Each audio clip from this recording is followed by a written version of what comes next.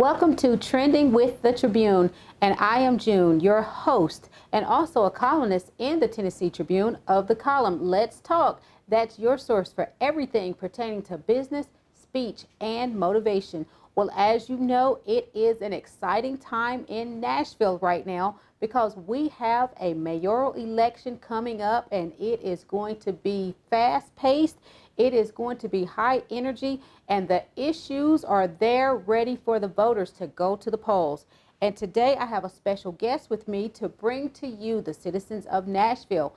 Today I will be talking to Representative Harold Love Jr., and he is a native Nashvillian and also a product of the local high schools and also our colleges, Tennessee State University and Vanderbilt, and he is the pastor of Lee Chapel AME Church. Welcome to the show, Mr. Love. Thank you so much for having me. Awesome. Well, hey, so many people want to hear from you, and they want to hear about your opinions and your views as well as your platform for the upcoming election. And as you know, we're in Nashville. Yes. We are all drivers. Our roads are just terrible.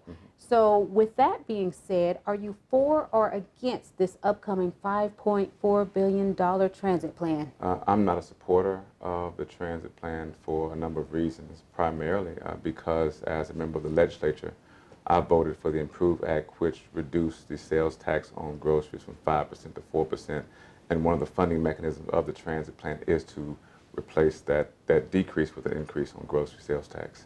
Okay. Now, with this transit plan, there is some narrative that the citizens are not being told the truth. And one thing of high concern to many is if this transit plan passes, the elderly will be affected by losing up to $52 a month in extra taxes. What are your thoughts on that? I do know that there was an attempt made to offer bus passes to those in lower income levels and elderly for that.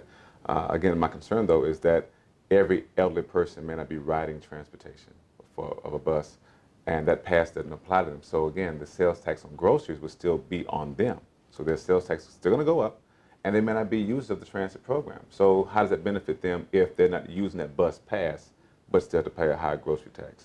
Okay, so if the transit bill passes, would you say that our senior citizens are being lied to? They're not being told they're going to lose some of their fixed income. Yeah, I try not to use the word lie a lot, but I will say that I think that some of the problems with the funding mechanism are not being explained properly. And again, from the Improve Act perspective, sales tax on groceries was reduced from 5% to 4%. This transit plan will increase that sales tax on groceries, which most likely will affect elderly persons, also persons low income. So when you say that they'll get a bus pass, again, I might not be an elderly person who uses the bus. So I'm paying a higher grocery sales tax, and I'm getting a pass that I don't use anyway. So in that regard, it would negatively affect them because they'd be paying a higher grocery sales tax.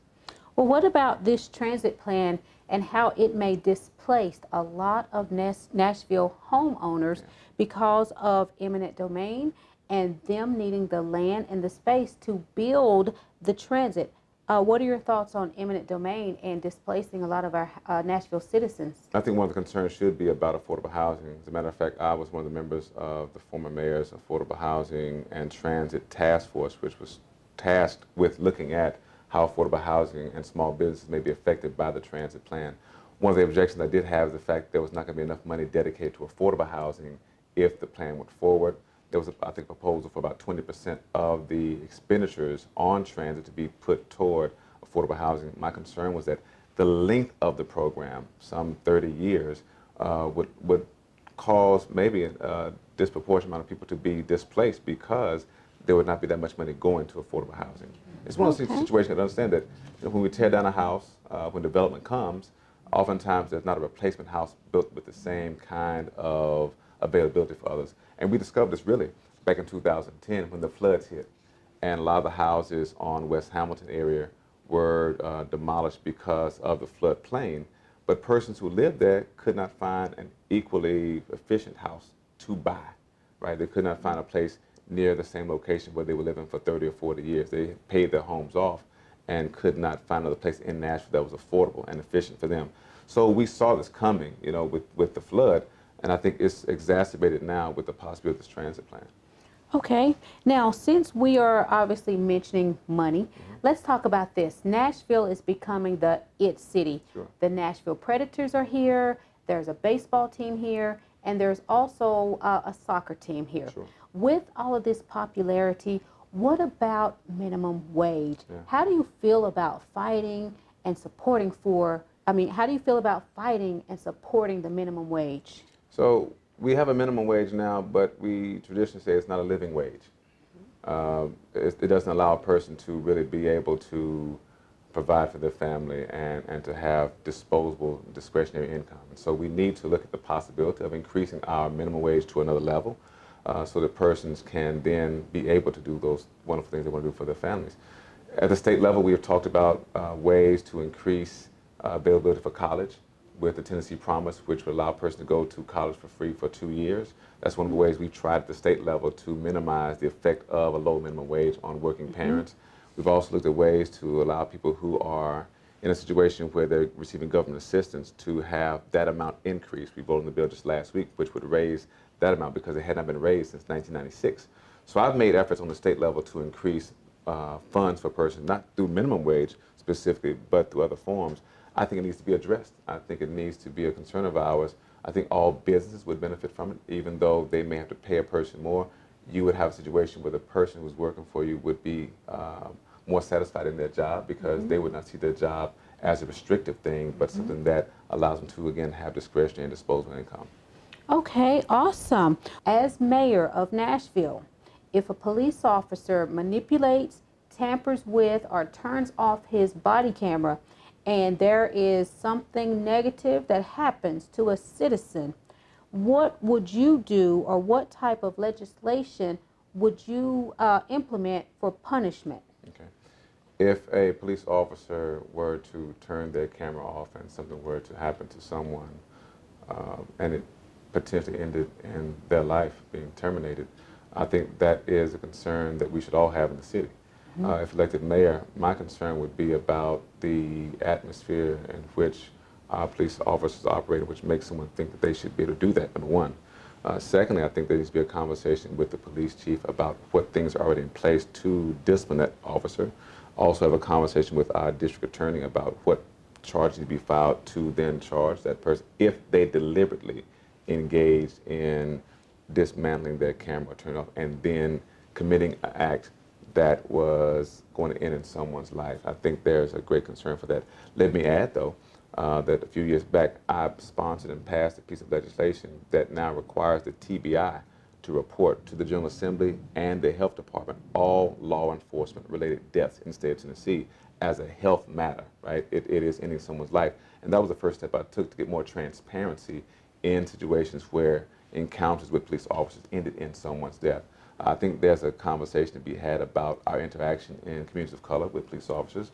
There's also a conversation to be had about how we mitigate the circumstance that would lead to that particular situation. I mean, when persons have weapons, certainly we want the police officers to be protected and think that they are going to go home safe.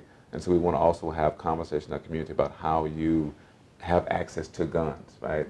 The high number of illegal guns on the street is a problem, and we want to make sure that persons don't have free access to that. Okay. What are your viewpoints in regards to using funding for training so that police officers are trained to demobilize versus create a fatality of an individual? I think that's warranted to talk about how you might de-escalate a situation or how you might use other non-lethal forms of weapons to detain or disarm someone. But I think, again, it points to a deeper issue. Where in our society did someone's life end up in a situation where they're carrying a weapon, where they're feeling as though they need to engage in a dialogue or a confrontation with a police officer and have a weapon present? I think that's one of the concerns that we oftentimes don't talk about is what led up to it. You can treat the symptoms of a cold all day long, but if you don't get to the root problem, you just keep treating the symptoms of the cold. And again, so it's about education. It's about access to legal guns. It's about the infiltration of drugs into our communities. Nashville high school students graduate from college at a rate of 24%. And that's alarming to me, because our high school students should be more supported when they graduate from high school. There should be resources here, and that's one thing I pledge to as the mayor, is to make sure our students have support systems in place so that when they graduate from high school, they're not left out there by themselves. You think about that.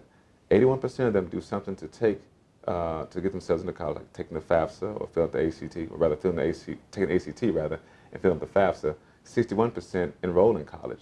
31% come back after the first year, and then 24% graduate. We've got to do something about that graduation rate, because when a person comes back and doesn't finish a 2 or 4 year degree, they oftentimes cannot find a good paying job, which goes back to the minimum wage piece, because now they're making less than living wage, and they may get frustrated.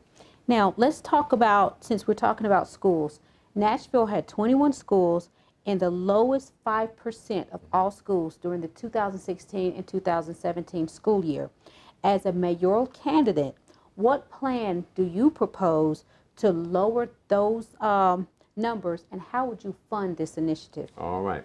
So I passed a bill 3 years ago, which allowed the state to notify a school when they were in the bottom 10%. Because the list you're talking about, the bottom 5%, is what we call our priority list. At that point, you may be eligible for state takeover, right? And you have a year or two to get off that priority list. My thought was a year was not enough time. You get notified that first year, you may be off that next year.